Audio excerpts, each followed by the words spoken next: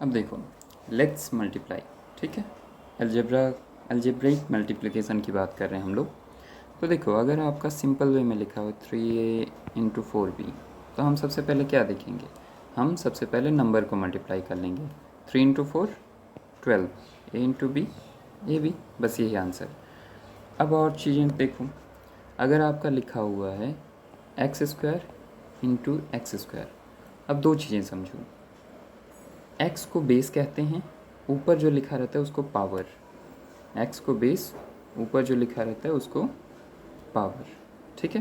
तो, तो जब बेस आपका दोनों सेम है, यहाँ पे भी एक्स स्क्वायर है, यहाँ पे भी एक्स स्क्वायर है, बीच में साइन इनटू का है, तो पावर आपका ऐड हो जाएगा। ये होता है ऐसे, एक्स स्क्वायर 2 प्लस 2, एक्स का पावर 4। ओके, और भी देखो, इसमें अगर आपका ऐसे लिखा हो, मान लो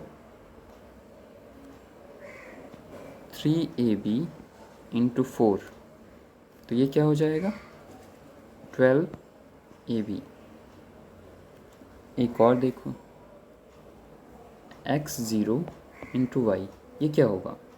ये होगा आपका x का पावर 0, मतलब क्या? किसी भी चीज़ का अगर पावर 0 है मतलब उसका वैल्यू 1 होता है। 1 इंटू वाई, ये हो गया y, ठीक है। इसमें और चीज़ें भी समझो कि अगर आपसे कोई कहे ये है 1000, ठीक, फिर कहता है पावर 0 हो गया, तो इसका वैल्यू कितना हो गया? 1। या आपका ऐसे लिखा हो 3x टू द पावर 0, मतलब इसका वैल्यू कितना होगा? 1, याद रखना। अब और चीज़ें देखो, अगर आपका लिखा हुआ है 12ab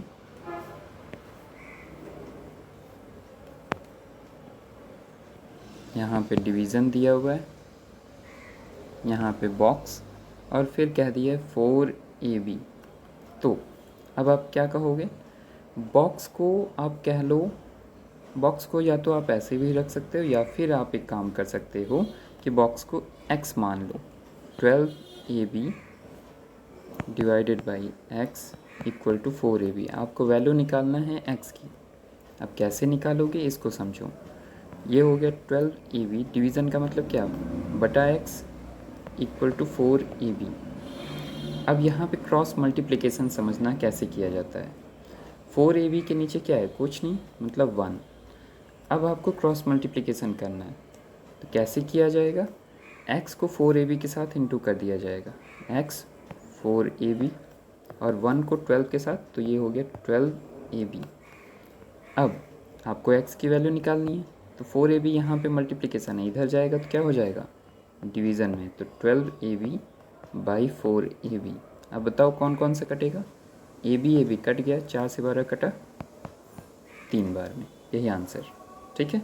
यानी कि बॉक्स में आपका क्या आंसर आएगा? 3, ठीक है। इसमें और भी चीज़ें देखो, मल्टीप्लिकेशन वाला पार्ट हम लोग कर रहे हैं, तो अब देखो लिखा हुआ है 2x square into -3y into 6z। तो हम लोग सबसे पहले क्या, अच्छा देखो यहाँ पे कोई ब्रैकेट नहीं है, यहाँ पे कोई ब्रैकेट नहीं है, लेकिन यहाँ पे ब्रैकेट दिया है। अब ये ब्रैकेट इसलिए दिया है क्योंकि यहाँ पे साइन जो है वो माइनस है, इस चीज़ को समझना, ठीक है। तो अब देखो क्या कर सकते हैं, कैसे करेंगे इसको। तो सबसे पहले आप किसी दो को पकड़ो, हम इन दोनों को पकड़ते हैं। तो सबसे पहले हम लोग क्या करेंगे? साइन को करेंगे, साइन को मल्टीप्लाई करेंगे, तो माइनस, और यहाँ पे 2 के सामने कोई साइन है नहीं, मतलब प्लस है, तो प्लस माइनस माइनस। जब हम प्लस और माइनस को इंटू करते हैं तो माइनस आता है। 2 इंटू 3 6 एक्स स्क्वायर वाई। हम ब्रैकेट में फिर से लिखेंगे इसको, क्यों? क्योंकि साइन माइनस है अभी तक। जब तक सॉल्व ना हो जाए तब तक कोशिश करना कि आप लोग माइनस, हाँ, अगर कहीं पे माइनस है तो उसको आप ब्रैकेट में ही रखो, उस पूरे टर्म को। अब देखो, minus minus minus plus, minus 6 into 6 36 X square Y Z, ठीक है। अब इसमें और भी चीज़ें देखो, जैसे आपका लिखा हुआ है -3a square into 4a² into -2। तो अब हम लोग इसको कैसे करेंगे, आप पहले किसी दो को ले लो, तो मैं पहले 3a² इंटू 4a² को करता हूँ। तो देखो +- 4 इंटू 3 12। अब देखो a² इंटू a² कितना होगा, a² इंटू a², a का पावर 2 है, a का पावर 2 यहाँ पे भी है, तो 2 + 2 4, और b तो कुछ नहीं है तो b अकेला ऐसे ही उतर जाएगा। अब इसको ब्रैकेट में ही रखेंगे और इधर -2। अब क्या करेंगे, तो सबसे पहले क्या हम लोग मल्टीप्लाई करेंगे साइन को, तो माइनस माइनस प्लस, 12 इंटू 2 24, और तो कुछ है नहीं, तो बस ऐसे ही उतार दिए। ठीक है, और एक क्वेश्चन देखो, क्योंकि मल्टीप्लिकेशन वाला पार्ट है तो एक लास्ट में बता रहा हूँ, क्यों मल्टीप्लिकेशन और भी हम लोग करेंगे। ठीक है, 2mn into 1/6 m² n² into 13 m4 n4। ठीक, अब कैसे करेंगे, तो सबसे पहले आप लोग क्या करोगे, आप एक काम कर सकते हो, जितने भी नंबर है ना उनको आप एक साथ लिख सकते हो, जैसे -2 इंटू 1/6 लिख दिए, ये हुआ।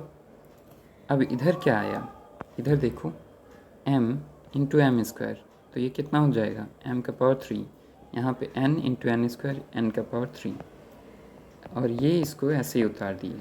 ठीक है, अब देखो 2 से 6 कट जाएगा 3 बार में, तो ये हो जाएगा -1/3 m3 n3 into 13 m4 n4।